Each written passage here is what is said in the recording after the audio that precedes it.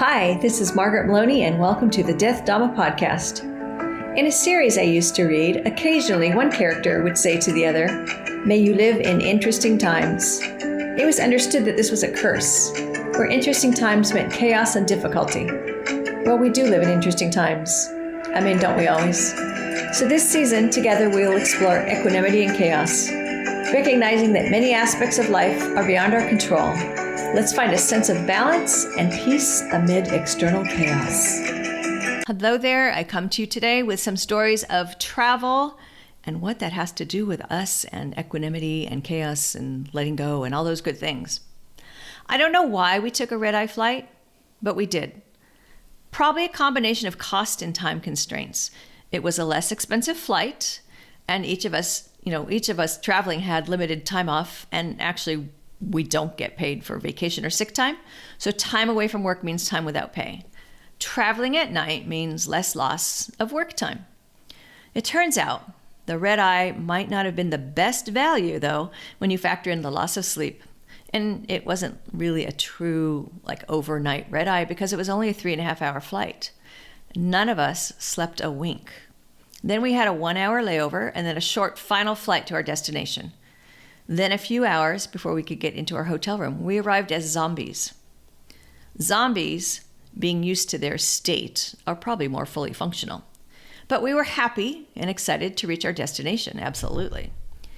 Now, in recent episodes, we've discussed finding balance in the small moments, finding calm in chaos, and choosing letting go over giving up.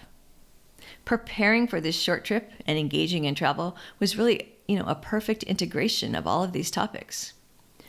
Examples that come to mind, starting by thinking that on that short red eye, I could at least get a couple hours of sleep.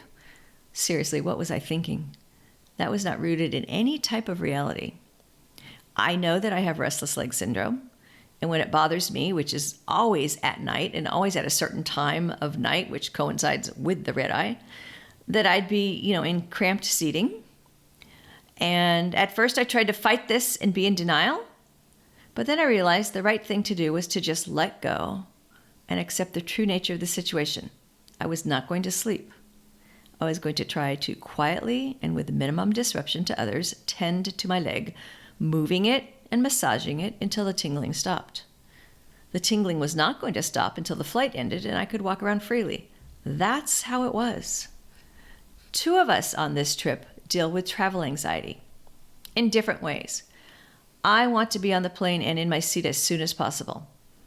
He needs to wait until almost the final moment because being crammed into his seat with people around him makes him more anxious. When we exited the plane, he almost ran through the airport to make it to our connecting flight. We had time, by the way. That's just what he needed to do.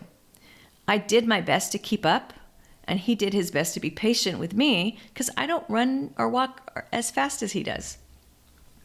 When we took a cab from the airport to drop off our bags at our hotel, the lack of clearly marked lanes on the road, combined with the absence of stop signs and traffic lights and the number of cars, had me taking some very deep breaths. When I finally asked the driver how he knew when to go, he said to me, "One by one." And I watched the traffic with a fresh eye. Okay, well, as fresh an eye as a zombie off a sleepless night of travel can be. Indeed, everyone seemed to understand the rhythm and flow, as well as the courtesy of one by one. This car goes through the intersection, then that car goes through the intersection. To the untrained eye, to a visitor like me, there was chaos. To someone who understands the way, there was a well-understood way of being, one by one. While the cab driver was teaching me about how he and others handle the flow of traffic, probably so I wouldn't, freak out in the back seat of his cab, I found a deeper meaning in one by one. I began to see it in how people walked on the crowded sidewalks or waited their turn in line, or even in how groups participated in the local parade, one by one, each with excitement, and the crowd greeting each new group with excitement, one by one.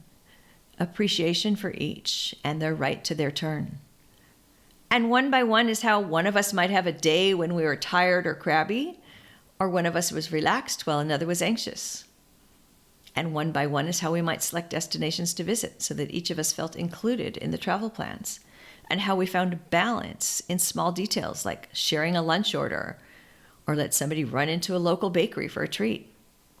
One by one helped me to find calm in what I saw as, the dangerous chaos of traffic, and allowed me to let go of sitting rigidly and gripping my seat with a death grip as if I were going to be smashed in any moment by another car, because I was sure we were going to be hit by another vehicle.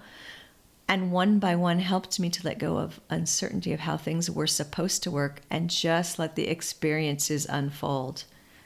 Travel provides many opportunities to shift our perspectives, to work on mindfulness, compassion, and equanimity, and to take each experience one by one.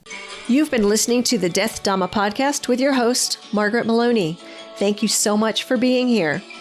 Come find me on margaretmeloni.com, margaretmeloni.com.